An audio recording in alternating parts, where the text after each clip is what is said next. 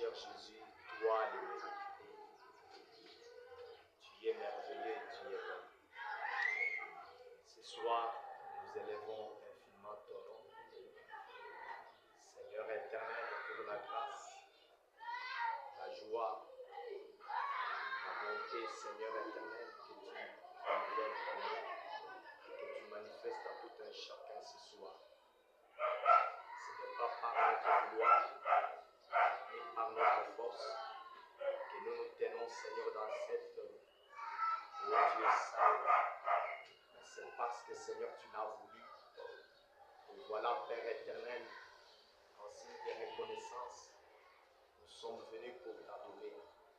Puisque, Seigneur, t'adorer toi, c'est le but de notre création.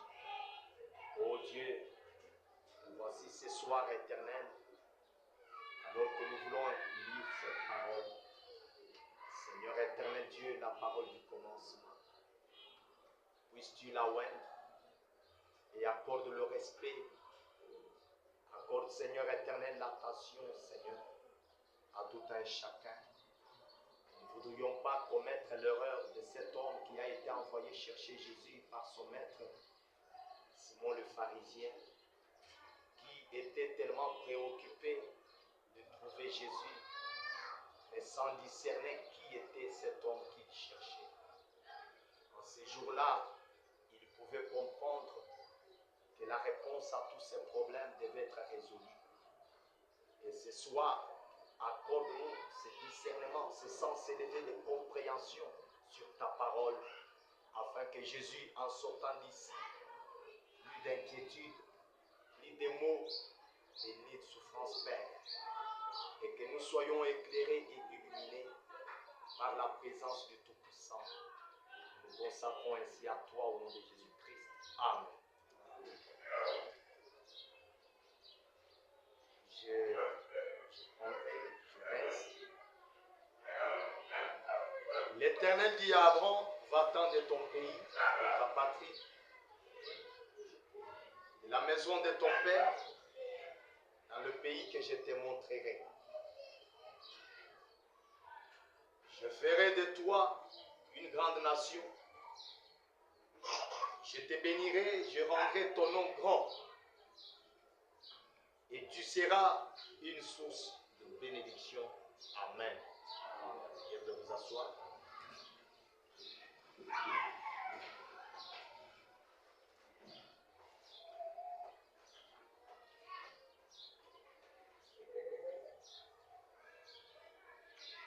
Depuis dimanche, nous avons commencé cet homme. Puisque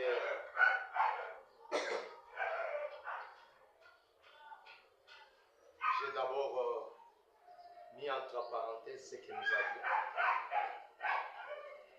Parce qu'il y a certaines choses que je suis en train de... Dieu est en train de me montrer. Alors ça sera quelque chose qui pourra positionner bien le croyant ou les membres de l'Église.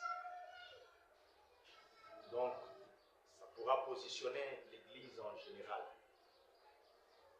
Et vous savez, quand vous venez dans la maison de Dieu, vous devez véritablement vous attendre à quelque chose.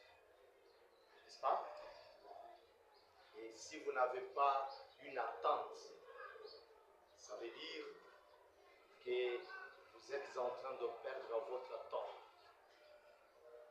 Ce soir, nous continuons toujours avec notre thème, notre sujet de la fois passée, du dimanche. Je rendrai ton nom grand. Vous savez, nous avons essayé d'élucider cela d'une façon dimanche pour ne pas perdre notre temps puisque nous avons commencé avec un grand retard. Il est presque 17h30. Je disais que quand vous prenez cet appel d'Abraham, vous allez voir que cela concerne chaque croyant, chaque fils et fille de Dieu. Dieu appelle Abraham. Si vous regardez, Dieu lui dit de sortir de la maison de son père, de son pays, de sa nation. Et quand il sera sorti, c'est alors que Dieu fera de lui une grande personnalité. C'est alors que Dieu le bénira. Dieu appelle Abraham à sortir et il ne lui dit pas de prendre ni ami ni frère. Mais Dieu lui dit, l'Éternel dit à Abraham, sors de ton pays et va dans un pays que je te montrerai. Ça, c'est Dieu qui se révèle à Abraham. Et cet appel renferme un grand mystère. L'appel d'Abraham. Il lui dit que quand tu seras sorti de ton pays, quand tu seras sorti de ta nation, amen, c'est alors que je ferai de toi, Abraham, une nation, une grande nation, et que je ferai de toi le père d'une multitude, et je rendrai ton nom grand. Il y a d'abord le nom qui doit être agrandi, qui doit être magnifié, qui doit être élevé, qui doit être exalté. Et Abraham sera non seulement élevé, mais aussi Abraham sera une source de bénédiction. Et non seulement ça, Abraham sera le père des nations. Autrement dit, le père d'une multitude. Selon la traduction hébraïque, le mot Abraham signifie le père exalté, le père élevé. Je ne sais pas si l'église me suit bien. Ceci signifie le père élevé. Et Abraham signifie père. Des nations.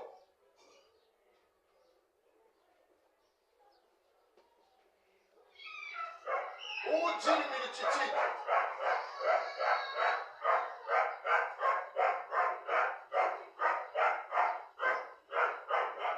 Premièrement,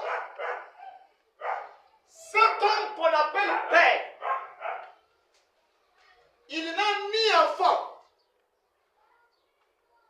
ni pays. Il est encore dans la maison de son père, dans sa patrie. J'aimerais que l'Église m'écoute réellement sur ce point.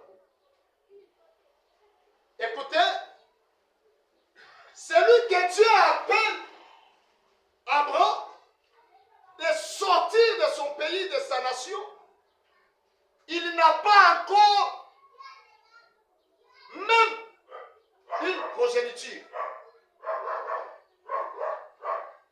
Donc Dieu, dans sa préscience, voyait à Abraham quelque chose de différent qui n'était pas conforme à la condition actuelle d'Abraham. Il était dans une maison de féticheurs, de païens. Il était un pécheur comme vous et moi. Mais Dieu lui dit que quand tu seras sorti, c'est alors que moi, le Dieu Tout-Puissant, je te bénirai. Je rendrai ton nom grand. Autrement dit, que je vais te magnifier. Je vais t'exalter.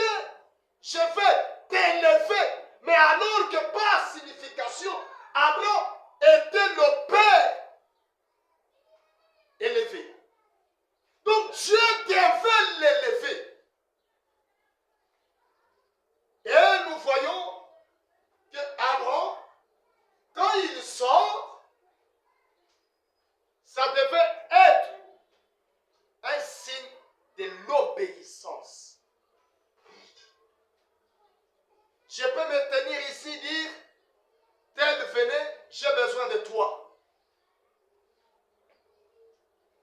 J'ai fait la part en tant que pasteur d'appeler, n'est-ce pas? Mais je vais m'attendre à voir si réellement il y a l'obéissance. Or, la parole dit, l'obéissance vaut plus que le sacrifice. En termes de sacrifice, nous n'avons pas quelque chose que nous pourrons offrir à Dieu qui soit plus grand que notre obéissance, puisque l'obéissance traduit la disponibilité, traduit la considération que vous avez envers la personne, la révérence. C'était une parenthèse. Abraham devait manifester le signe de l'obéissance. Un chrétien est obéissant. Un chrétien, il est obéissant. Il ne pouvait pas sortir. Il pouvait voir son père qui était précieux. Il pouvait voir les statuettes qu'il adorait comme précieuses. Il pouvait voir sa femme. Il pouvait voir sa maman. Il pouvait voir toute la famille précieuse. Ce n'est pas facile d'abandonner tout derrière soi. Ce n'est pas facile. Quand Dieu te dit d'abandonner ces choses, donc tu dois trouver que des choses sont plus précieuses que vous abandonnez en raison de suivre Dieu. Amen. Peut-être que vous êtes venus ici nombreux ce soir. C'est parce que vous avez trouvé que les affaires sont moins importantes que Dieu. Vous avez trouvé que vos préoccupations et même vos foyers et tout ce qui sont précieux pour vous dans la vie ne représentent rien devant Dieu. Or, le but pour lequel nous avons été créés, c'était d'adorer Dieu le Père. Dieu aime quand nous sommes dans une communion avec lui. Il nous a créés, ma soeur, mon frère, pour l'adorer, pour le servir.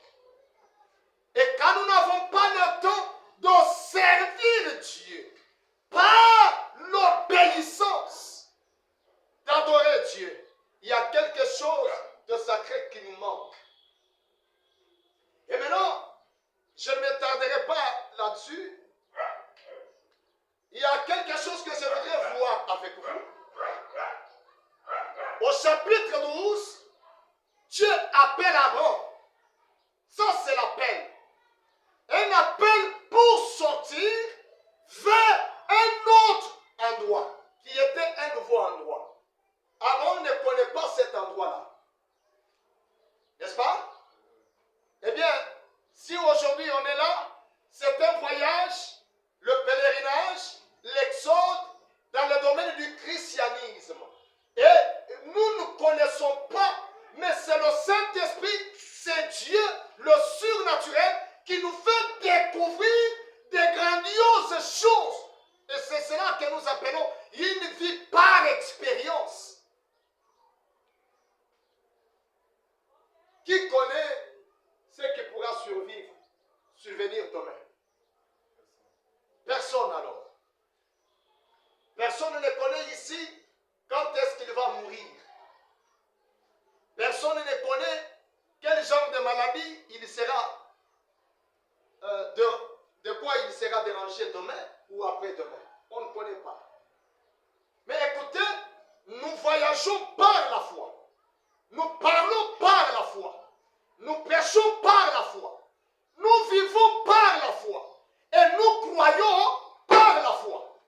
Et le croyant, c'est que quand il marche, il ne voit rien, mais quelque chose en son intérieur lui inspire que dans la direction qu'il est en train de marcher, tout est bon et tout ira bien, non pas par notre grandeur, mais par la grâce de notre Dieu. Dieu l'appelle de sortir vers un pays qu'il ne connaît pas. Eh bien, au chapitre 13, vous allez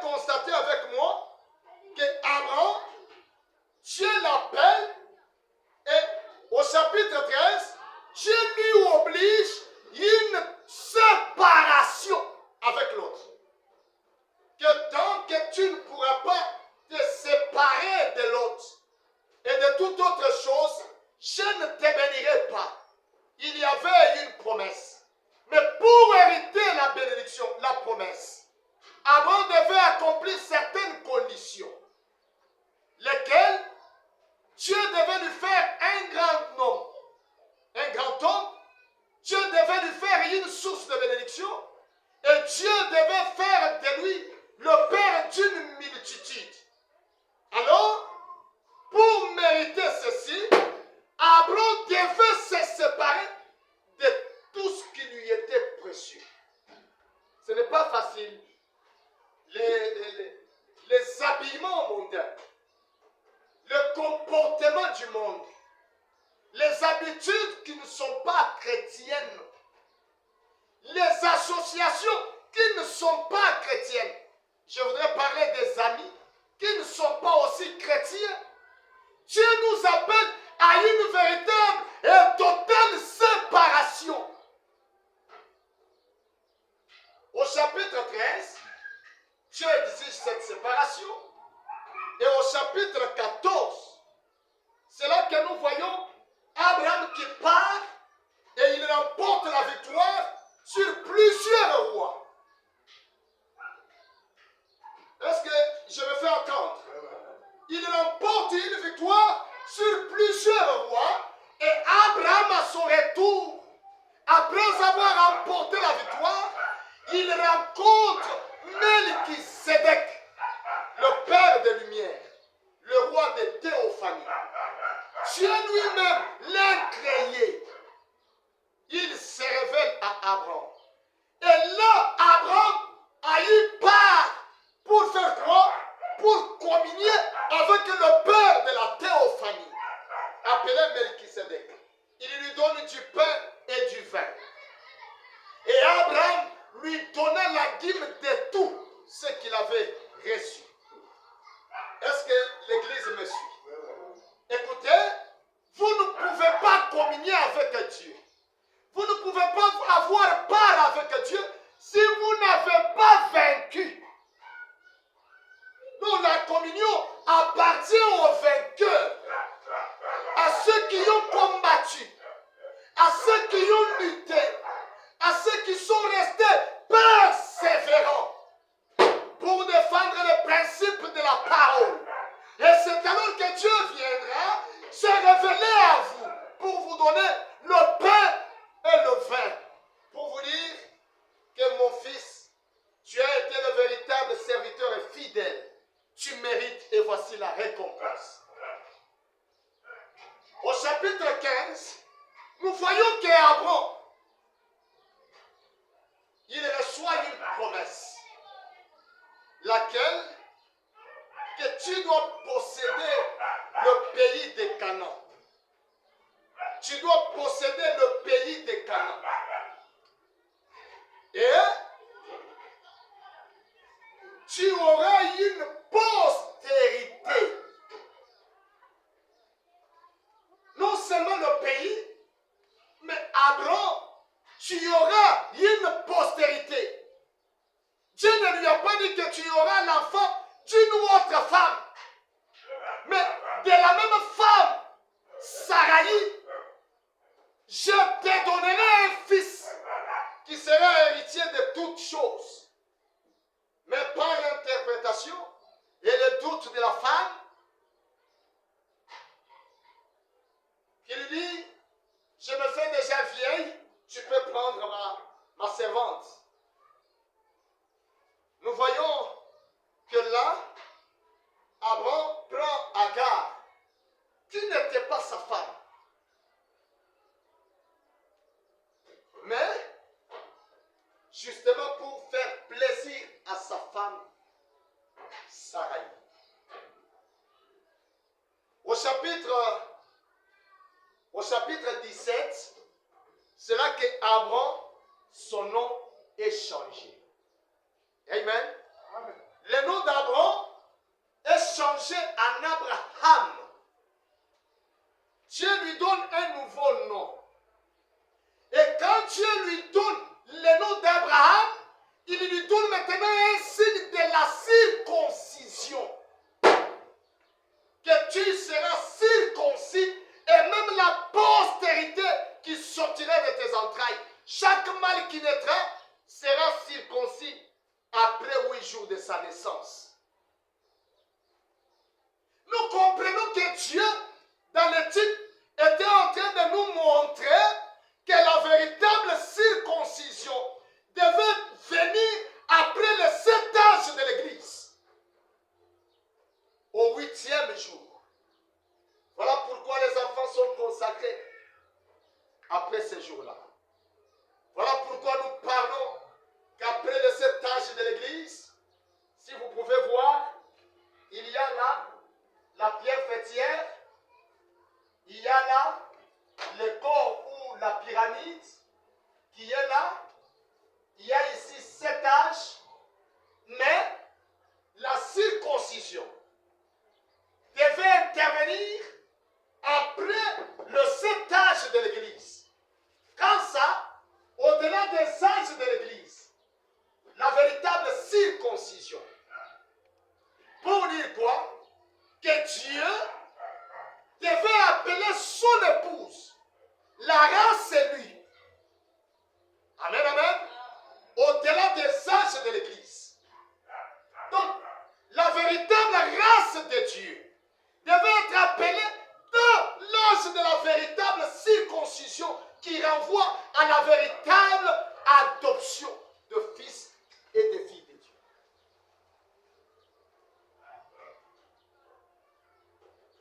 La Bible dit que Aaron fut âgé de 99 ans. Genèse 17, l'Éternel apparut à Aaron et lui dit, je suis le Dieu Tout-Puissant. Marche devant ma face et sois intègre. C'est là que le nom est changé, n'est-ce pas? Dans Genèse 17, Dieu lui demande l'intégrité. Abraham tomba sur sa face et Dieu lui parla en disant, voici mon alliance que je fais avec toi. Tu deviendras le père d'une multitude de nations.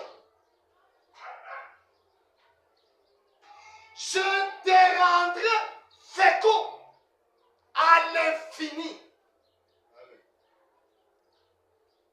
Dieu dit à Abraham, je te rendrai fécond à l'infini. Donc, il faut comprendre que Abraham à cet âge, Dieu continue à lui rassurer qu'il mettra au monde à l'infini. Ça veut dire qu'Abraham mettra au monde des enfants et tout ce qu'Abraham fera sera fertile. Donc, il sera fécond dans tous les domaines de sa vie. Quand il entreprend une affaire, ça progresse. Quand il entreprend quelque chose, même les activités de chant, cela doit progresser. Pourquoi? Dieu lui promet qu'il sera fécond à l'infini. Et quelles sont les bénédictions qui doivent les suivre? Les bénédictions sont telles que Abraham sera un grand. Il sera une source de bénédiction. Et père d'une multitude. Et quand Dieu change le nom d'Abraham, il lui donne un signe qui n'était pas dans toutes les nations de la terre. Quel signe? Le signe de la circoncision. Et quand nous parlons de la circoncision, cela a été une circoncision charnelle. Mais aujourd'hui, la circoncision est spirituelle, qui est la circoncision du cœur. Dieu doit enlever tous les superflus. Dieu doit enlever tout ce qui ne lui concerne pas. Dieu doit enlever tout ce qui n'est pas parenté à sa nature. Pour que nous puissions nous conformer à sa propre nature. Voilà pourquoi nous avons vu que quand Dieu change notre nom, le nom c'est la nature, c'est la position. C'est Dieu qui place son enfant. Il l'adopte en lui donnant quoi? Son propre nom, le nom de Dieu.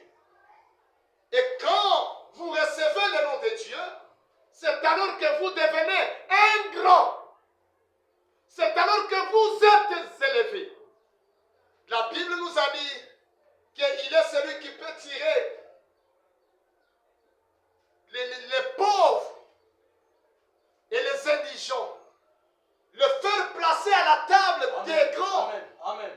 Amen. Dieu peut prendre quelqu'un du néant. Dieu peut prendre quelqu'un dans une fosse, comme Joseph. Il a été rejeté de tous. Amen. Mais il a été aimé de son père. Mais là, dans la fosse, à cause des prières de son père, à cause de l'alliance que Dieu lui avait donnée, à cause du don qu'il possédait, même les serpents ne pouvaient pas lui faire du mal. Pourquoi? Il était réellement prédestiné à la royauté. Dieu lui avait déjà révélé que toutes les personnes autour de toi se prosterneront à tes pieds.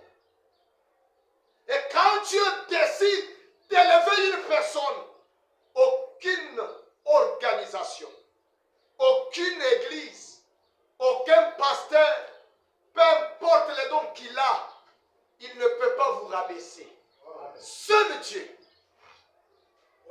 Et quand Dieu promet que je rendrai ton nom grand, c'est que Dieu promet aux croyants que je vais t'enlever dans la condition que tu te trouves. Je vais enlever l'esprit qui est en toi, cette nature-là. Et je te donnerai ma propre nature. Je te donnerai mon esprit. Et cela fera de vous un grand. Cela fera de vous une source de bénédiction. Cela fera de vous père d'une multitude. La Bible nous a dit dimanche que Dieu fera partage avec son trône. Vous allez vous asseoir avec lui sur son propre trône. Quel genre de trône? Le trône de gloire. Et quand vous êtes croyant, revêtu de gloire, vous êtes illuminé. Vous êtes une personne éclairée. Il y a une auréole sacrée qui est autour de vous. Aucun mauvais sort ne peut vous atteindre. Vous êtes une personne scellée. Vous êtes quelqu'un protégé par une lumière surnaturelle. Et que vous êtes une personne qui marche sur la terre, mais contrôlée par tous les gouvernements de Dieu. Puisque Dieu vous a élevé. Nous voyons qu'Abraham, quand Dieu lui dit de sortir de son pays, dans la nature, vous pouvez voir une plante, une fleur, on peut la prendre sur une terre quelconque. Et puis l'amener sur une autre terre. Et commencer à l'abreuver. N'est-ce pas? On asperge de l'eau dessus. Pour que cela fasse quoi? Germe et produise quelque chose de meilleur. Eh bien, Abraham, Dieu l'a transplanté. Dieu l'a fait sortir de là où il était. Dieu l'a pris du pays où il était, de la nation de son père ou de sa patrie. Dieu l'a enlevé de ce qu'il aimait comme coutume et ce qu'il avait comme tradition. Pour faire quoi? Lui donner une nouvelle coutume, une nouvelle tradition qui n'était pas de sa propre nation, mais qui était de Dieu lui-même. C'est là que vous allez voir qu'Abraham, quand il part à Canaan, coutumes, les traditions qui sont là, c'est Dieu lui-même qui les a instituées. C'est Dieu qui commence à dire, à tel moment vous ferez ceci, à tel moment vous ne pouvez pas s'aimer, à tel moment vous allez récolter, vous allez adorer comme ceci. C'est Dieu lui-même qui institue une tradition pour Abraham. Pourquoi? Dans une terre nouvelle. Merci Jésus. Dieu lui dit, je te rendrai fécond à l'infini. Je ferai de toi des nations. Et des rois sortiront de toi. À notre tabernacle, je ne parle pas d'Abraham. Je parle de l'agneau tabernacle. Et ceci, c'est une prophétie sur vous. C'est quoi? Des rois sortiront de toi. Des grands hommes sortiront de toi. Ne néglige pas, ne regarde pas ta petitesse. Ne regarde pas au nombre. Ne regarde ni même pas à l'activité que tu fais. Mais Dieu peut prendre du néant et faire quelque chose jusque-là dans la gloire. Dieu veut ça. La gloire de Dieu, c'est qu'il peut prendre quelque chose négligé et faire de cela quelque chose de valeur. Amen, amen. Amen. Il dit, de toi sortira des grands rois. J'établirai mon alliance entre moi et toi et tes descendants après toi, selon leur génération. Ça sera une alliance perpétuelle, en vertu de laquelle je serai ton Dieu et celui de ta postérité après toi. Je te donnerai et à tes descendants après toi le pays que tu habites comme étranger. Maintenant, écoutez quelque chose. Dieu dit à Abraham quoi? Tu es sur une terre étrangère. Tu es un étranger. Comprenez la grandeur de Dieu. Abraham est venu à Canaan comme un étranger. Vrai ou faux? Vrai ou faux? Maintenant, lui qui est étranger, Dieu lui dit, ces pays, je te les donne. Toi qui es étranger. Non seulement à toi et à ta postérité. Dieu veut dire, Abraham, que ces pays que tu vois, où tu es étranger, c'est ta propriété. C'est ta concession, c'est ton bien. Je vais dire une chose. Abraham, quand il a obéi à la promesse, et qu'il est parti dans une terre étrangère, Dieu fait d'Abraham possesseur du pays, bien qu'étranger. Amen. C'est vrai. J'aime un peuple spirituel. Abraham, tu es étranger. Tu es locataire. Tu es démuni. Tu n'as rien.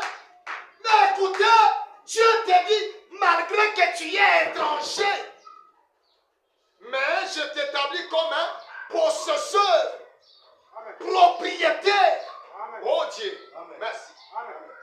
Quelqu'un qui vient d'un pays vers un pays inconnu, un étranger. Imaginez-vous la grandeur. C'est-à-dire Dieu chasse les propriétaires pour établir un homme qui est stérile. Il lui dit dans ces pays, il vient sans enfants. Dieu lui dit, là où tu pars, tu auras des enfants. De toi sortira des grands rois. Il vient sans enfants. Est-ce que quand nous sommes venus ici et que nous avons commencé l'église, on n'avait même pas de véhicule? Je voudrais parler en des termes faciles. Mais maintenant, quand Dieu bénit,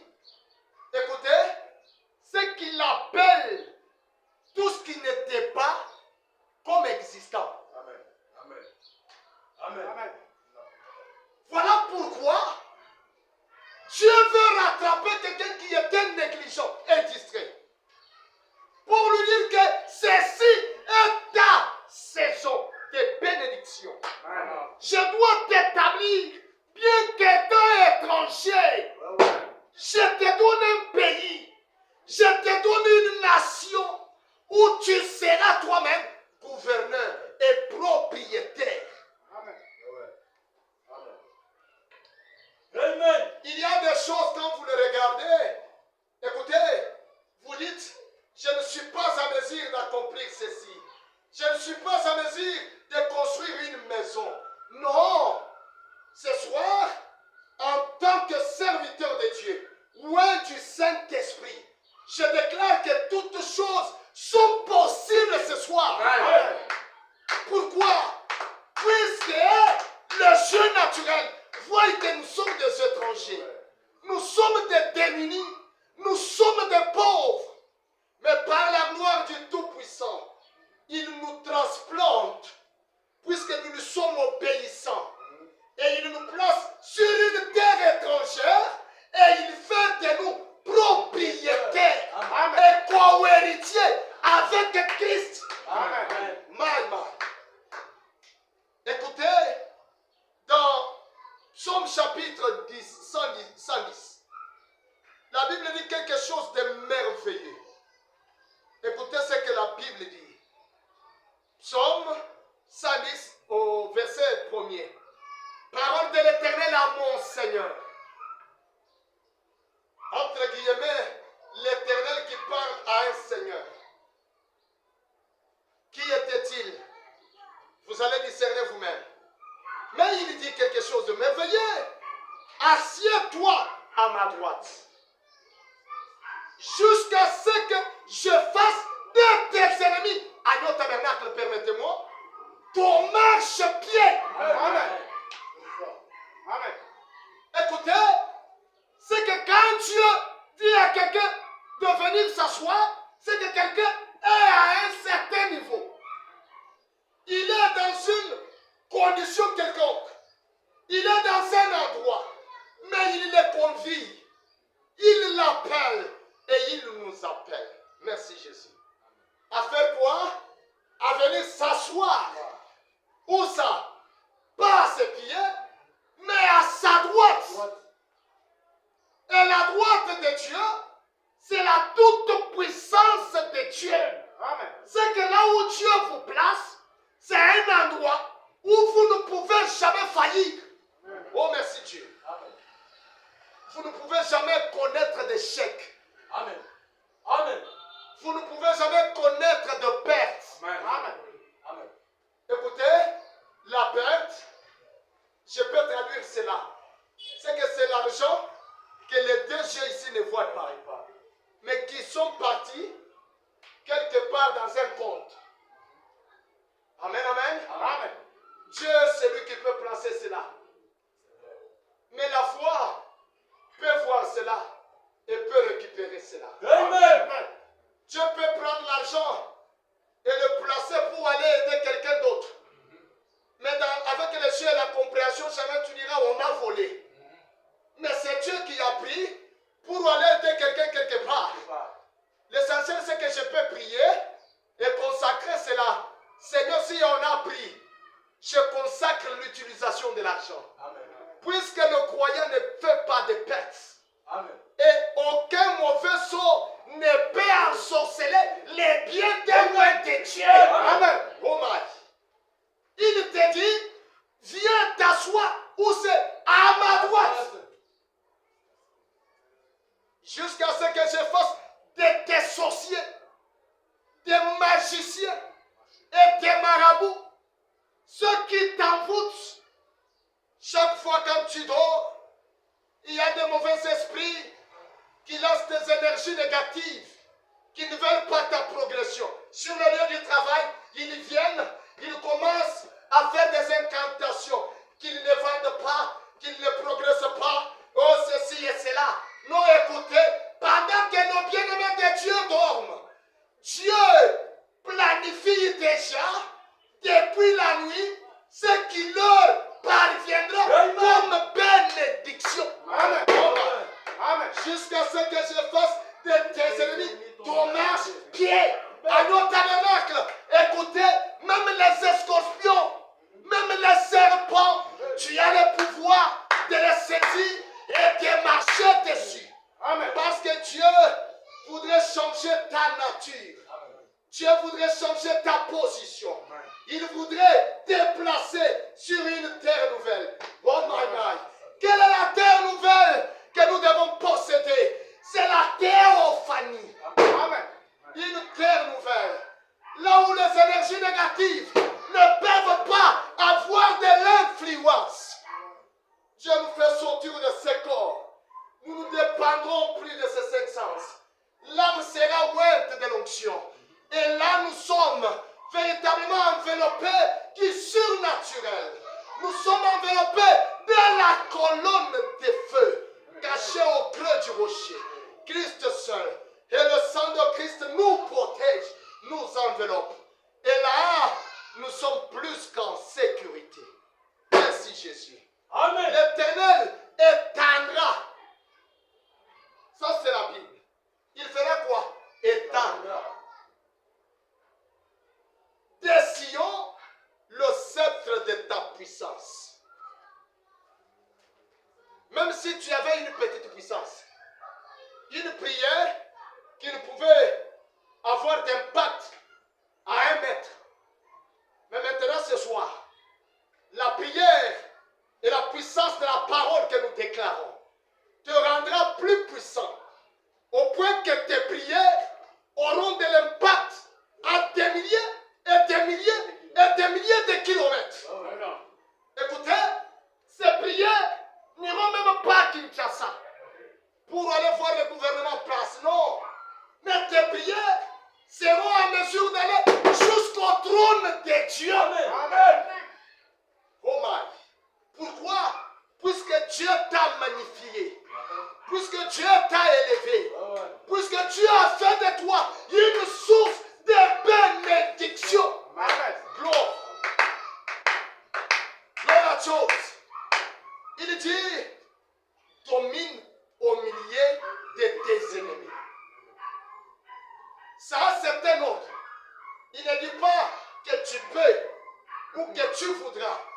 Toi qui es faible, toi qui es moindre, toi qui es sans force, dépourvu et des ressources, mais Dieu t'a dit, toi domine au milieu d'où? De tes ennemis. Amen. Pas au milieu de ceux qui veulent de toi, mais au milieu de tous ceux qui te haïssent.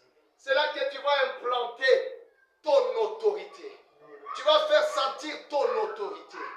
Il dit, ton peuple plein d'ardeur, de force, de persévérance. Quand tu rassembles ton bien-aimé avec des ornements sacrés du sein de l'aurore, ta jeunesse vient à toi comme une rosée. Amen. Ceux qui sortent de toi, tes enfants, quand ils viennent, c'est comme la rosée du ciel. Amen. Et la rosée a toujours été le signe d'une bénédiction. Amen. Et ce soir, Dieu doit remplir ton carquois. Tu regardes à gauche, tes enfants. Tu regardes à droite, tes enfants. Je vais dire, et Marie regardera au milieu des croyants, des hommes d'affaires, des hommes du plein évangile, des hommes et des femmes remplis du Saint-Esprit, des hommes ouverts de l'Esprit de Dieu, qui seront prêts à sacrifier leur vie à cause de ce message, à cause de la parole, et qui feront la fierté de ce précieux message. Béni soit le nom de Jésus-Christ. L'Éternel l'a juré. Et il ne s'en repentira point. Amen. Ce qu'il a décidé de faire, de vous élever. Il a décidé de faire quoi? De changer votre nom, de vous transplanter. Oh my. Merci Jésus. Dieu a décidé de le faire. Et quand Dieu décide, personne ne peut le corrompre. Je me rappelle un frère du nom de Williams, un jeune homme. Il n'était rien. Il vivait dans une maison en terre battue, comme dans notre église.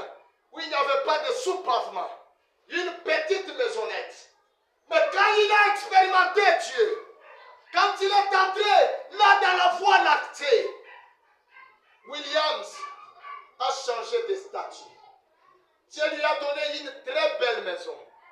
Il lui a donné une meilleure condition de vie. Et frère Branham dit, Williams a dit au revoir à une vieille maison en terre battue. Ce soir, Dieu doit aussi honorer ta foi. Amen. Dieu doit honorer ta foi. Il doit vous élever. Il doit vous oindre. Et quand Dieu oint une personne, c'est pour lui assigner une mission. Et une mission n'est pas pour un laps de temps. Une mission, c'est pour un temps large. Et il nous dit jusqu'à perpétuité.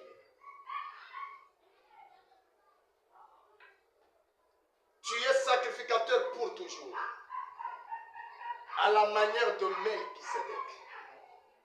Le Seigneur à ta droite, il brise des rois au jour de sa colère. Quand tu es à la droite de Dieu, quand Dieu te place à ses côtés, il vérifie chaque mouvement. Écoutez, l'Éternel, il exerce la justice parmi les nations. Tout est plein de cadavres. Il brise des têtes sur toute l'étendue du pays. Il boit au torrent pendant la marche. Qui l'a? Tout celui qui se confie à Dieu. Tout celui qui est obéissant à la parole. S'il y a une église obéissante à Dieu, il va faire quoi? Il va boire au torrent. C'est-à-dire une source qui ne peut jamais tarir. Chaque moment, il y aura toujours la présence de l'eau. Et pendant que vous marchez dans ce pèlerinage ici-bas, c'est-à-dire que Dieu a tout pourvu pour vous. Vous n'aurez besoin d'aucune chose. Puisque les lionceaux ne peuvent jamais éprouver la disette. Puisque leur papa, il est le roi de la forêt. Il attrape tout. Il tue tout à son passage. Quand il crie, tout se cache. Et nous sommes les fils du roi. Et notre Dieu, il a l'autorité sur toutes les nations de la terre. Et quand il nous voit dans nos besoins, et qu'il regarde que nous lui sommes obéissants, il est prêt à tout pour satisfaire à nos besoins. Merci Jésus-Christ. J'aime cela. Oh my my. Écoutez ce que le prophète dit. Je voudrais dire quelque chose. Oh my. À la prédication, l'alliance inconditionnelle que Dieu a fait avec son peuple au point 31. Eh bien, remarquez, lorsque Dieu appelle un homme, est-ce que vous êtes appelés? Est-ce que vous êtes appelés? Lorsque Dieu nous appelle, remarquez, écoutez, ce n'est pas parce qu'il était meilleur par rapport à quelqu'un d'autre. Tous, on était des buveurs, des menteurs, de ceci et de cela. Il dit, mais c'est parce que Dieu l'avait appelé. Maintenant, ceci, c'est pour les chrétiens. Remarquez. Et puisqu'après Dieu l'a appelé, il lui a dit, la première chose. Vous pouvez écouter la première chose? La première chose que j'aimerais que tu fasses, c'est de te séparer. Faire quoi? Ma soeur, tu marches avec une païenne, une mondaine, une femme de mauvaises habitudes. Tu marches avec un homme qui n'est pas chrétien. Dieu dit, sépare-toi d'eux. Puisqu'il a dit, sortez du milieu de mon peuple, Babylone la grande. Elle est tombée, la prostituée. Et quand Dieu vous appelle à la séparation, il veille si vous êtes obéissant.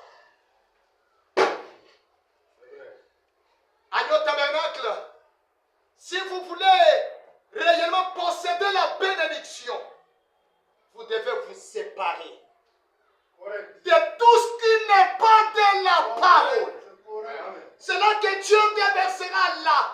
bénédiction. Vous ne pouvez pas mériter sa bénédiction.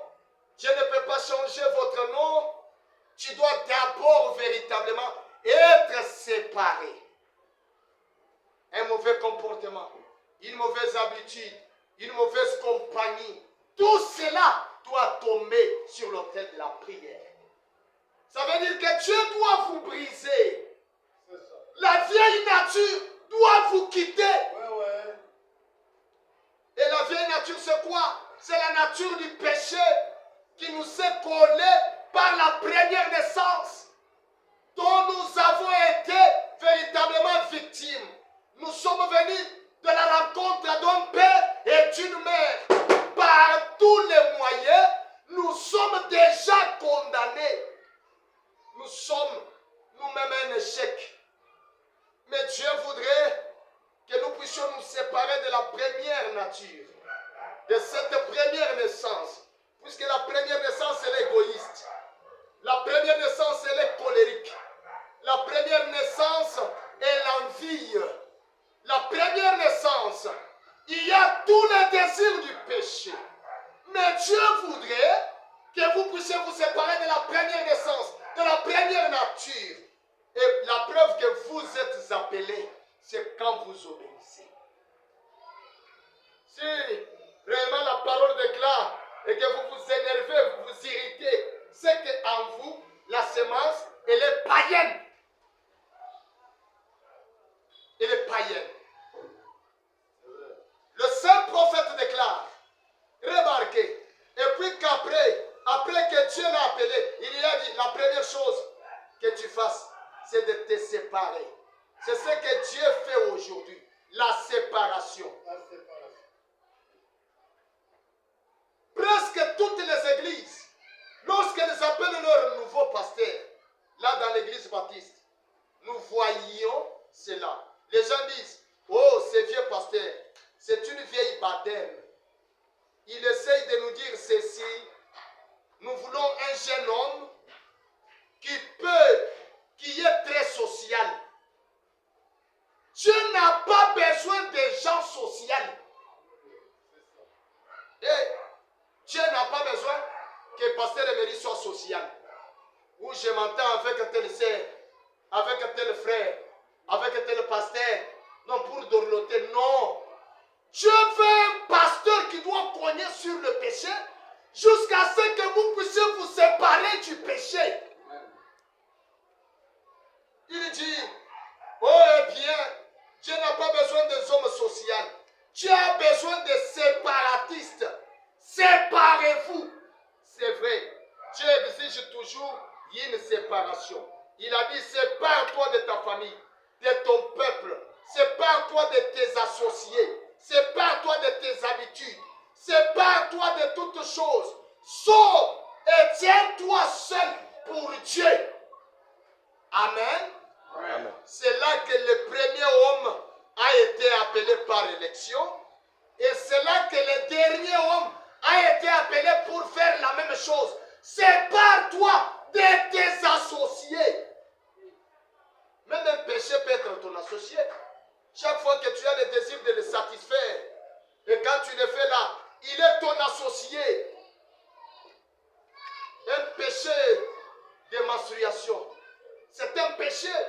Il est devenu collé à toi. Il est devenu ton associé. Tu dois te séparer de ce péché. De la prostitution, de l'envie. Tu dois te séparer pour que Dieu fasse de toi un grand homme, une source de bénédiction. Une église